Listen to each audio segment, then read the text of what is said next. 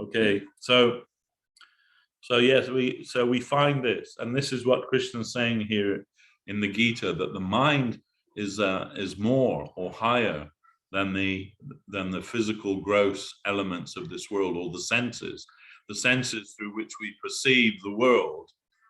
But they're always going through the filter of the mind. So then the mind is closer to reality, but the mind, when it's uncontrolled, Krishna says elsewhere in the Gita, that will be our worst enemy. So the mind can be your best friend or your worst enemy. But if your mind is not controlled, or rather if you're not the master of your mind, then the mind is your master. And that means that rather than being your friend, it's your worst enemy. So that we see that we are all victims of our mind, that we come in touch with various circumstances and various people in the world, and we see them through the filter of our mental perception. So we see them, everything, as Vishakaditi was mentioning, that the main business of the mind is accepting and rejecting things, but based on our mental proclivity. So where our mind is at, that dictates whether we accept something or reject something. So when something comes in front of us, some object comes in front of us, we judge it by, can I utilize this for my benefit or not? And if I think, yes, I can utilize this for my benefit, for my pleasure, for my fulfillment, we accept it. And if we think, no, I can't, we reject it. And sadly, that's also how we judge our relationships with people. When we come in touch with other people, we think, if I enter into a relationship with this person, are they going to be able to benefit me in any way?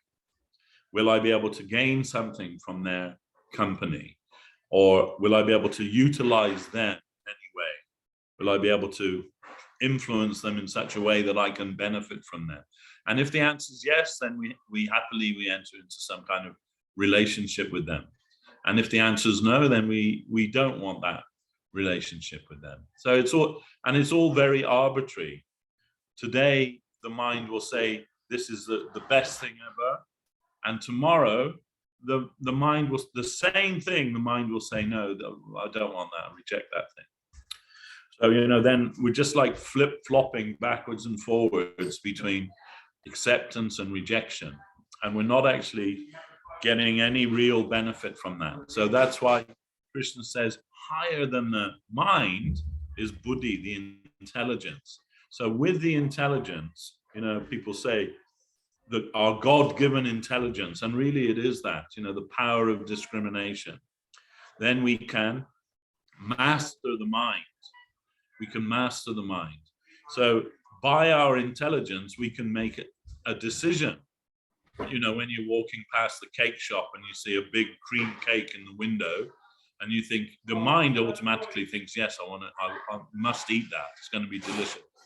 But your intelligence will say, yeah, but you're going to feel really sick if you do that afterwards. You're going to put on, so much weight, and it's going to be bad for you. You're going to end up with diabetes, or So by your intelligence, you can make an informed decision not to interact with that thing, an intelligent thing. So when Arjuna asks Krishna in the Gita, like how is it possible to find peace in this world? And Krishna says, unless you have a controlled mind, there's no possibility of peace. So then Arjuna says, but I think that it's more difficult to control, or it'll be easier to control the wind than to control the mind. And Krishna agrees. Krishna says, yes, it is true. But by the proper application of our intelligence, the mind can be mastered. And by perseverance and, by a deeper understanding, then we can become master of our own mind. And that's the key to peace, actually. The key to peace is to have a peaceful mind. And a peaceful mind necessarily means that you have to be in control of your mind rather than letting your mind control you. So Krishna says to Arjuna, yes, it is very difficult, that no doubt about it, but it is possible with perseverance and a proper intelligent outlook. So the buddhi is higher than the mind, and with the power of buddhi, intelligence, then we can become peaceful. And Krishna says, without peacefulness, then there's no question of there being a fulfillment in life. So this is one of the teachings of Bhagavad Gita, that we should try to become masters of our mind by the power of our intelligence. And our intelligence is also informed by our by what Srila Govinda Maharaj calls Dharma Buddhi. Dharma Buddhi means that intelligence which is informed by a higher spiritual teaching, the acceptance of a higher spiritual teaching. So in this way, we learn how to apply our intelligence, and by that intelligence we can master our mind, and by that we can find fulfillment and peace in the world. So, and this verse is very instructive and helpful for us to understand this principle. So these are my few words today for your Bhagavad Gita class. Thank you so much. That was wonderful. I did just get a nudge from Anandamoy that they're about to start out there, so you're welcome to stay here, or they might Janardhan Maharaj might get annoyed stealing you. They'll probably at least another 15 minutes, I don't think. Yeah. Okay. Does anyone have any question for Devashis Prabhu or comment? This is a special opportunity that we have.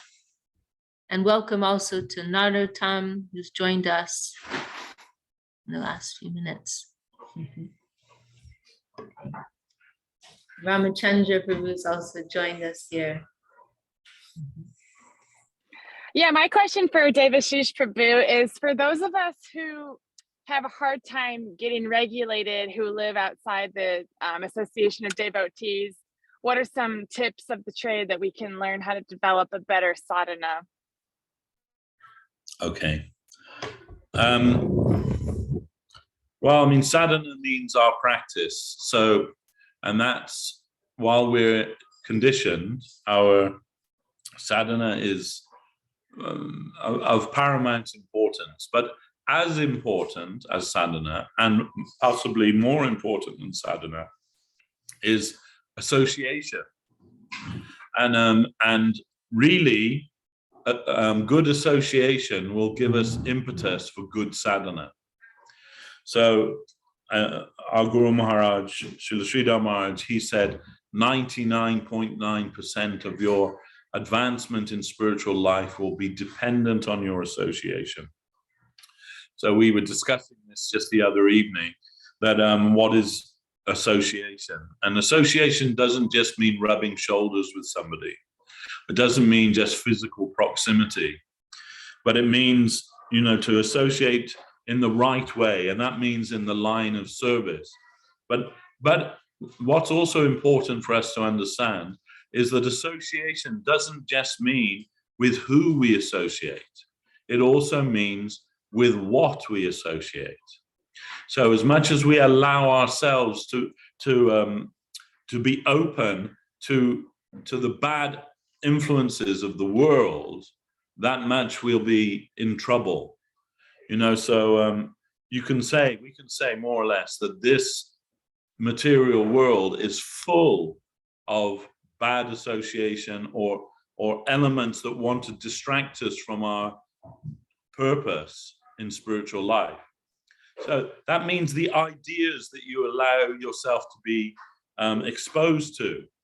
And especially, that there's an old saying that an idle mind is a devil's workshop.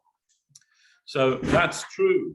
But just think, an idle mind with a really good broadband connection, then you can understand like what kind of bad association you can expose yourself to. So, you know, we all have some responsibility for what we allow ourselves to be exposed to. And there's a whole world out there. When I joined the temple, you know, like back in the 1970s, the end of the 1970s, you'd come to the temple and you would, you know, you basically, when you lived in the temple, you didn't have any distraction from anything.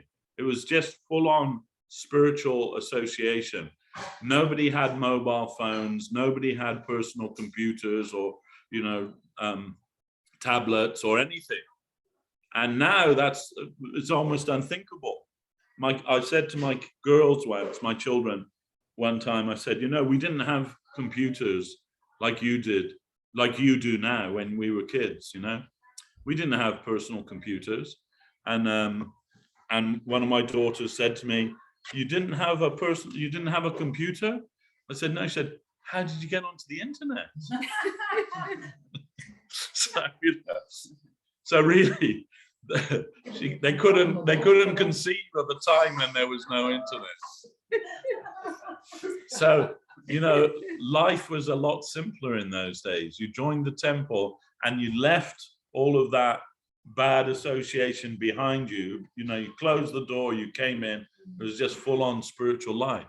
But nowadays, everybody comes with this little device in their pocket that they can connect to everything that imaginable, and even things that are unimaginable, you can connect with that little device in your pocket. So the benefits of that is also great, because we can have these Zoom association, you know, with devotees and discuss Bhagavad Gita and all of these things. But, you know, I don't need to tell any of you that there's also the dark side of that is also there. You know, so it's also said, wherever the light is brightest, the shadow will be stronger. So that shadow is always there looking over us. And, you know, you only have to even type something into your search engine, some apparently, you know, innocent thing that you might be searching after. And you all know that the most horrific things come up in the results of that. So, you know, then it's your choice whether you click on that to have a look what's going on there or not. And I would say to you, you know, like, that should be part of our sadhana, not to just be distracted by these things all the time. And, you know, like, I realize now that even when people are chanting their japa in the morning, it's like a massive discipline not to look at their phone every 5 minutes. I mean, seriously, it is, you know. Even when people are chanting their japa every 5 minutes, especially when it goes bing, bing in your pocket, you know, someone's calling, or, you know, somebody wants your attention. So my advice is, you want good sadhana, get up early in the morning before the world wakes up and switch off your telephone, leave it in another room, like go to your sacred place in your home. And it's a good idea to keep a sacred place in your home where you have an altar, where you have the things that remind us of Krishna, your books, all of these, you know, the spiritual things. Keep a place, a specific place for that, and go there in the morning, preferably early before everybody else gets up, and utilize that time for your sadhana. And you don't even have to think of it as sadhana. Think of it in this way. Now is my time to be with Lord Krishna. This is my time to be with Lord Krishna. And I'm not going to be with anybody else.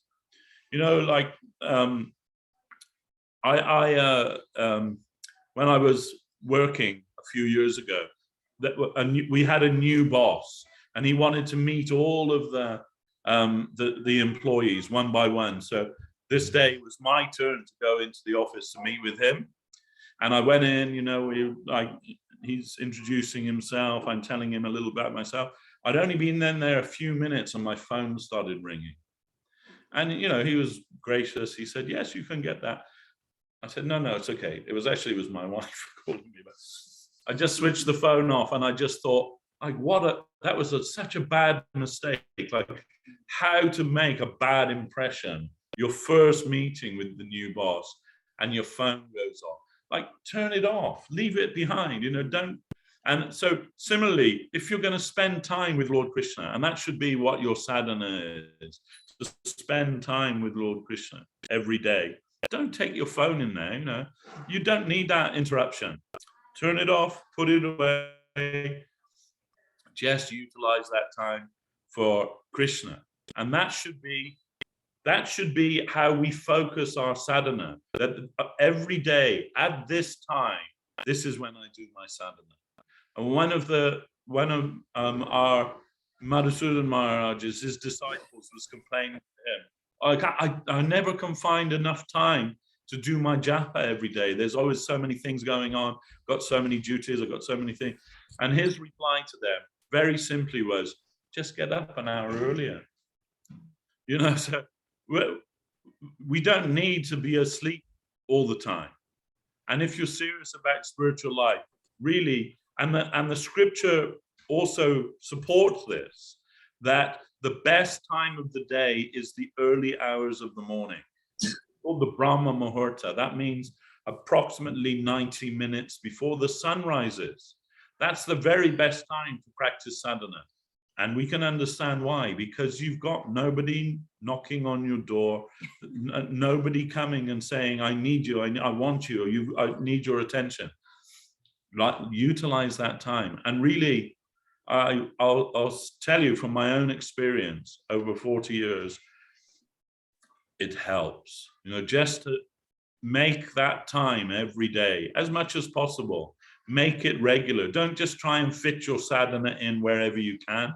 Make a time when you can do your sadhana, make a time and make a place where you can be every day for that, as much as is practical and possible. And definitely you'll find that your sadhana, it becomes better. And you know, the mind, as we're talking about the mind is like a rocket. Whichever way you direct it in, from its launch in the, you know, from the launch pad, it'll go that way for the rest of the day. So, you know, if you start your launch pad early in the morning, focusing on Lord Krishna, your mind, your consciousness will go that way that you direct it from the beginning of the day. And you'll find that you'll benefit from that like immeasurably, and your life will become so much improved as a result of that. So, you know, that's my advice if you want to improve your sadhana. That was wonderful.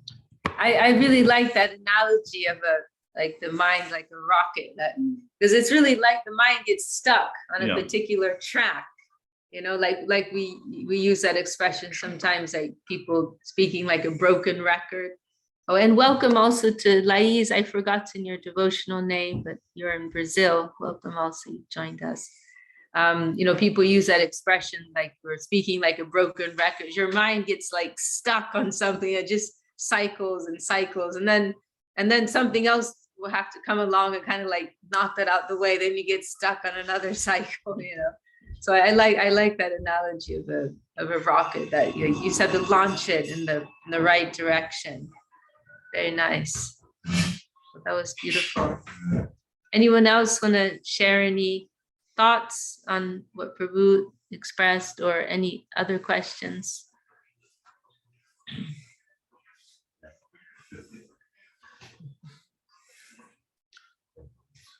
All right, thank you very much for allowing me to join your meeting today. I've got some other duties now with our Govinda Mela. We're just going to begin the official opening anytime now, so I think I need to head over to that. They're dinging the bell here. Yeah, they're ringing the bell. Yeah. Well, thank you so much, Devashis. That was My really, pleasure. really beautiful. I'm glad Thank you, Devashis Prabhu. Welcome. Thank you very much. Hey. All right. They're ringing the bell. I'll be a little late. Yeah, we've got 15 more minutes here. Yeah, it's nice that you go. Vishaka Didi, we can end a little early if that supports your save. I mean, it's unity, right? If we can wrap up here if you'd like. Unless someone else has any other questions. Okay, it's only 15 more, and they might start with kirtan or things start slowly here. It was meant to start 45 minutes ago, and we'll see when it actually starts. So yeah, it's such a nice verse. This 42? And it's something practical, just going back to how we started, it's something very practical that we can experience if we sit quietly with ourselves, during that time of sadhana. We can begin to perceive the distinction between these different layers of our existence, and ultimately feel some touch of that higher, most subtle element of the Atma, of the soul behind. Let's see, where are we again? And then finally, that verse 43, which is so nice. Krishna says, "O mighty Arjuna, knowing the soul to be superior to the intelligence, steady the mind with resolute intelligence and destroy the formidable enemy, desire." So this is something that Devashis was touching on, right? That we can use our intelligence. Would you mind closing that door? Is that okay? You can come in or come out. Would you mind closing it? It's a little noisy. Thank you so much, sweetheart. Oh, is it too heavy for you? She's really short. Thank you. Okay. We can inform our intelligence with spiritual knowledge, and then that intelligence can control, regulate the mind. Right? So the mind, the center, Mahalakshmi, I remember, Mahalakshmi has joined us from Brazil. Hi. Which part of Brazil are you in? Oh, you're at the ashram. Hello. You're at the ashram. Oh, that's wonderful. So we have a comment here. Can attest to the thing about the day going as the morning practice goes. Last time I missed my morning devotions, my brain went pinging everywhere. Yeah, actually you reminded me now. There was one occasion in Italy when somebody asked our Gurudev, how could, the same question that Chintamani was bringing up, how can we stay on track? How can we, in the midst of working world and dealing with so many things and outside, how can we remain steady in our practice? And our Gurudev, it was a very special answer, because I've never heard him really talk about it before, but he spoke on a very personal level, saying that speaking of what Devashis was saying, that the morning, that getting that time in the morning, starting your day, as Marie's saying, starting your day off on the right foot is so important. And it affects the whole day. The way you start your day will affect how the whole day goes. And then our Gurudev, he spoke very sweetly about his personal meditation in the morning, and how he spoke about how he has in his room in Calcutta, he has his personal altar in his inner bedroom. He has his personal altar there with a picture of his Guru Maharaj, the Navadvip deities, and a few other pictures. And then he said, and then wherever I am in the world, when I wake up, I meditate on that altar. If he's there physically, then he'll offer some incense and offer direct worship to those photographs. But otherwise, wherever if he's in America, if he's in Mexico, okay, I'm going to be late. I have to finish. I'll be 10 minutes. Yeah. Here we have a Chinmoy Ananda from Hawaii, flew in with his wife from Hawaii. It's our Thursday Bhagavad Gita Zoom. Long time devotee. You're Gurudev's disciple. You're Srila Prabhupada's disciple. Well, I was in Srila Sridhar Maharaj's time. Srila in the 80s. Yeah, You came. So you came. 85. 85. Yeah. Okay. So, but Guru Maharaj was, Srila Govinda Maharaj was there for both my initiations. So I feel like I got initiated by both. Oh, beautiful. That's pretty cool. Beautiful. We're so fortunate. We have all these stalwart devotees here. Amazing. Govinda Nandini's also joined us. Wow, really nice turnout today. Welcome. The Brazilian contingent is very strong today. So this it was a very special answer that Gurudev gave, and he spoke about how he, like, every morning he has this meditation. Wherever this was in Italy, saying, when I wake up, I'll mentally offer some worship to all of these, persons, divine persons. So, and he said, if we can do that, start our day like that in the morning time, then that will keep us steady for the whole day. That will help to ground us in some spiritual consciousness. Prabhu, you want to share anything about your own practicing life? What helps you? Yeah, it helps You've me. been- Like you've I been- say, to get up early and turn off the cell phone. Yeah, that's really the best advice. Because like I was Devashis was saying, I remember when the 70s and 80s when I was practicing, we didn't have the cell phones or the Mac computers, the PCs to take all our attention. You've been in the movement for almost 40 years. Wow. So you've definitely got some tricks up your sleeve. Yes, turning off the electronics is a big thing. Mhm. That's really all I can recommend. Yeah, but as if you have a little temple room, a sacred room in your house to go to, away from the electronics, the TVs, the cell phones, iPhones, that's the best advice, just to go in there. Very nice, Prabhu. And there was something else we were talking about too. I think I got a little sidetracked there. Oh, because Marie put that comment about the morning time, but there was another thing we were talking about there. I can't remember. Anyone else want to share anything? I have a few more minutes still to our meeting today. Oh, that's right. We were discussing this verse 43, that we can inform our intelligence, because ultimately these layers, right, the minds, the intelligence, they are like, we can use them as tools, right? They can work like the Devashis was referencing this verse later in Bhagavad Gita, that the mind can be our worst enemy and it can also be our best friend. It's just like a tool, or also, I think of the mind as like a puppy dog.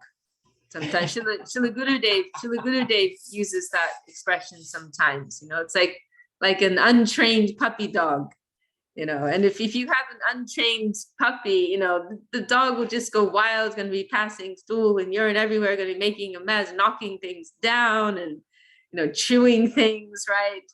But if you can train that puppy, it can be very, very, very helpful. So the mind is like that. It's just kind of like this untamed animal, wild animal, and we have to learn how to train the mind. Also, we can train the intelligence. We can also train the mind, and as we said, the main function of the mind, it's acting on the platform of like and dislike. So I think of it sometimes like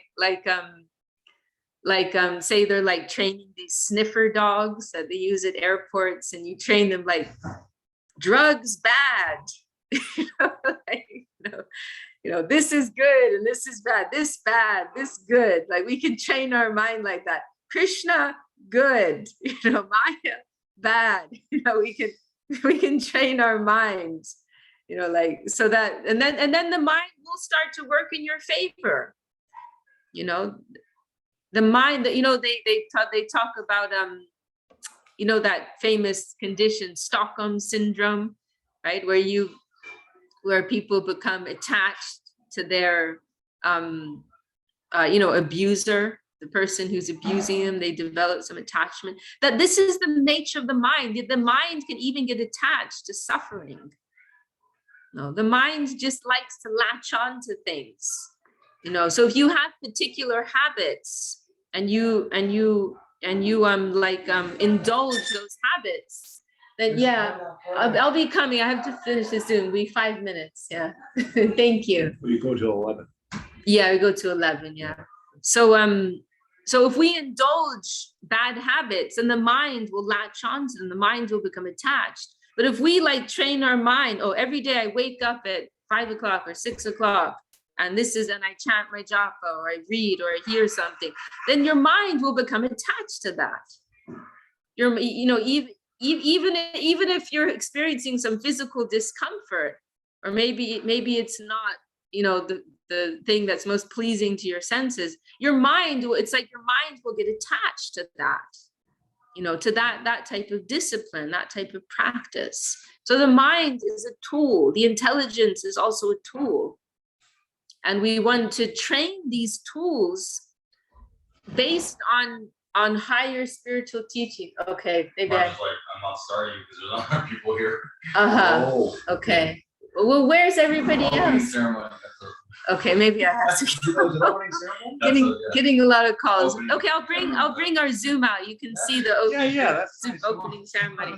So that's all I want to say, right? We are trying to inform ourselves of spiritual knowledge, and then based on that, training our mind, training our intellect, training our ego, also training the ego, also.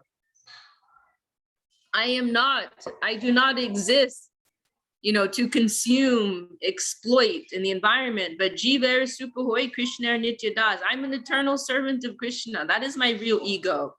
That is my real identity. We're also trying to train, that, and it will shift, that shift will take place. Okay, I'm gonna go out. Jai Shri Shri Guru Guranga. See what's happening out here. Here's our. Oh, you want me to go up front? I want you to go everywhere. Where's the bell? I don't have the triangle anymore. There was a bell. I did hear a bell go off earlier. More than bells. We need a gong. I'll bring you over to see Janardhan Marsh. Yeah.